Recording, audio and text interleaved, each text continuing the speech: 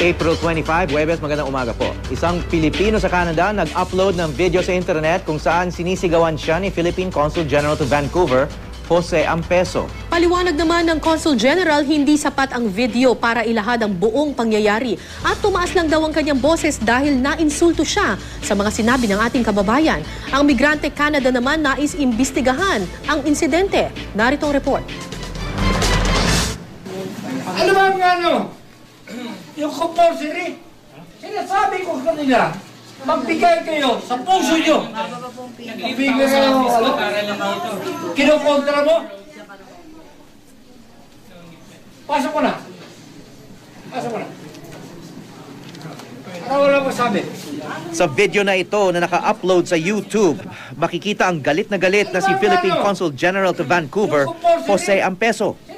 Kwento ng kumuha ng video na si Proceso Flor de Lis Jr. na siya rin sinisigawan daw ng Consul General noong panahong yon. Naganap ito sa isang hotel sa Alberta, Canada, kung saan may passport renewal program ang konsulado. Nagpa-appointment daw si Flor de Lis noong araw na yon.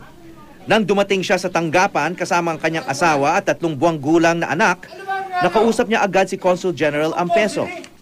Nagtanong daw ito kung magdo-donate ba si Flor de Lis sa Philippine Red Cross. Nang sinabi raw ni Flor de Lis na baka hindi siya magdo-donate, hindi raw siya pinansin ni Ampeso. Base sa obserbasyon ni Flor de Lis, tila nakainom din daw ang Consul General noong panahong yun. Pagkalipas ng ilang minuto, tinawag na ni Consul General Ampeso ang kanyang pangalan para sa pagproseso ng kanyang pasaporte. Muli raw tinanong ni Ampeso kung magdo-donate si Flor de Lis. Pabiro raw niya itong sinagot. Sabi raw ni Flor de Lis, $1 lang daw ang makakayanan niya. Doon na raw nagalit si Consul General Ampeso. Binantaan pa raw siya na baka hindi ma-renew ang kanyang pasaporte. Ikinababahala ng grupong Migrante Canada ang inasa ng Consul General.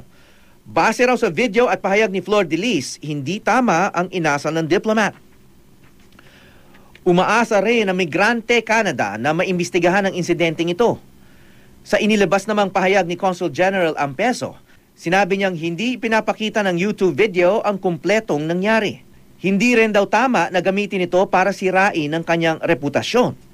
Paliwanag ni Ampeso, tumaas ang kanyang boses dahil na-insulto siya sa sinabi ni Flor de Lis na $1 lang daw ang maidodonate nito sa Red Cross.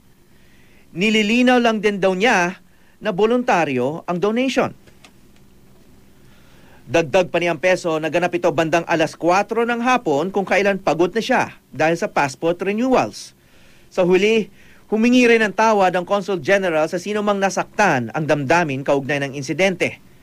Pinapauwi naman ng Department of Foreign Affairs dito sa Pilipinas si Ampeso para makuha ang kanyang panig. We are asking him to come home to Manila to explain his side.